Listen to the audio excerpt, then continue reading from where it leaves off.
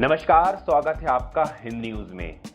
बिहार चुनाव नजदीक आ चुका है और ऐसे में सियासत तेज हो चुकी है। तो जानिए गुप्तेश्वर पांडे जो कि बिहार के डीजीपी हैं, उनका क्या कहना है।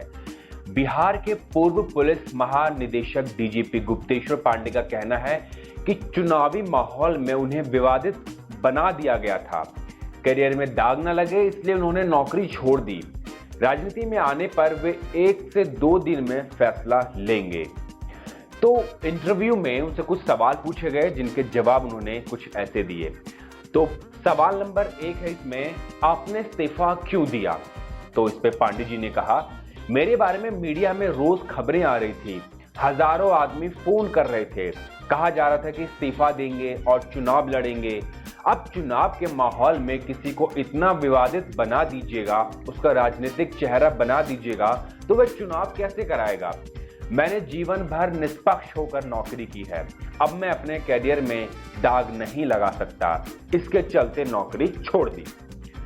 फिर सवाल उठा कि राजनीति में आप कब जाएंगे? तो उनका जवाब था, जब राजनीति में जाना होगा तब हम बताएंगे, अभी फैसला नहीं हुआ है, 1 से 2 दिन में फैसला करेंगे।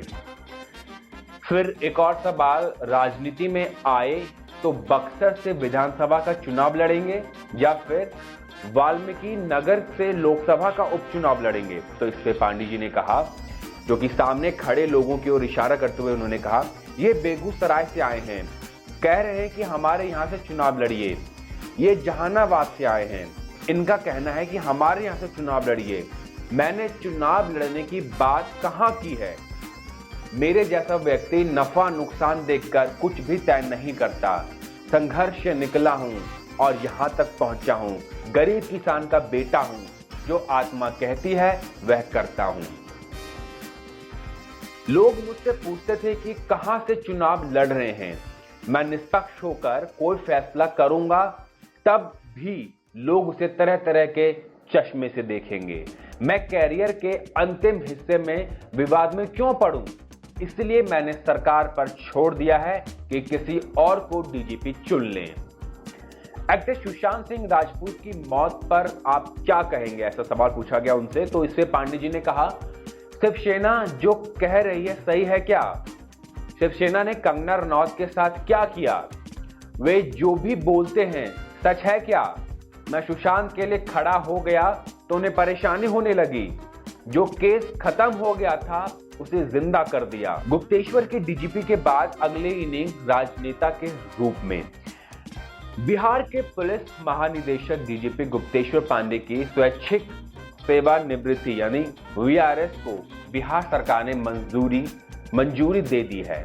माना जा रहा है कि पांडे जी ने यूं ही अपना इस्तीफा नहीं दिया है। इस बार वह सभी कदम फूंक फूंक कर रख रहे हैं। वजह साफ है कि 2009 में जब उन्होंने इस्तीफा दिया था तो लोकसभा का चुनाव नहीं लड़ पाए थे। उस समय उनकी बात भाजपा से फाइनल हुई थी। अब जब दूध से मुंह जला है तो छाछ फूंक फूंक कर पिएंगे। 2009 में उन्होंने बड़ा रिस्क लिया था। उनकी नौकरी करीब 11 साल बची थी, तब उन्होंने इस्तीफा दिया था। ऐसे में इस बार नो रिस्क के तहत इन्होंने इस्तीफा दिया है। बात जेडीयू से फाइनल की है। कई महीनों से चल रही थी गुप्तेश्वर के इस्तीफे की बात। हालांकि पिछले कई महीनों से गुप्तेश्वर पांडे के इस्तीफे की बात चल रही थी। पांडे लगातार राजनीति में आने के लिए मचल रहे थे। 2 दिन पहले जब वे बक्सर गए और वहां के जदयू जिला अध्यक्ष से मुलाकात की, तभी सभी बातें साफ हो गई कि पांडे जी अपनी अगली पारी राजनीति से शुरू करने वाले हैं।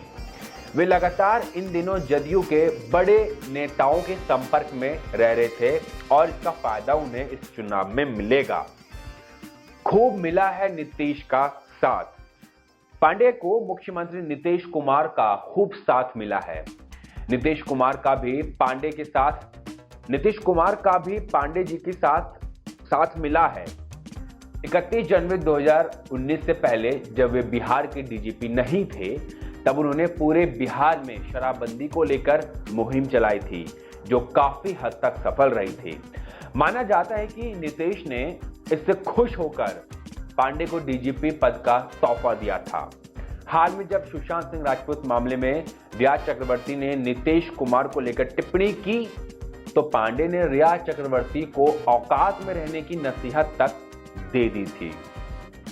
बक्सर से चुनाव लड़ सकते हैं गुप्तेश्वर पांडे जी, तो सूत्रों की माने तो जेडीयू शाहबाद में अपनी पैठ बढ़ाने को लेकर डीजीपी पांडे को बक्सर शहरी सीट या फिर कोई आसपास की सीट से विधानसभा का चुनाव लड़ा सकती है।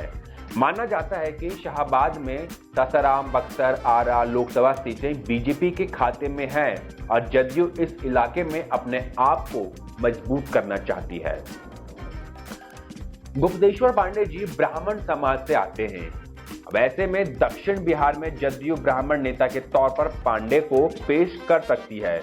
पांडे की शाहबाद के इलाके में गहरी पैठ भी है। जदयू शाहबाद के इलाकों में पांडे को चुनाव में उपयोगी करेगी और इन्हें ब्राह्मण नेता के तौर पर पेश करेगी। तो ऐसी और खबरों के लिए आप देखते रहिए हिंद न्यूज।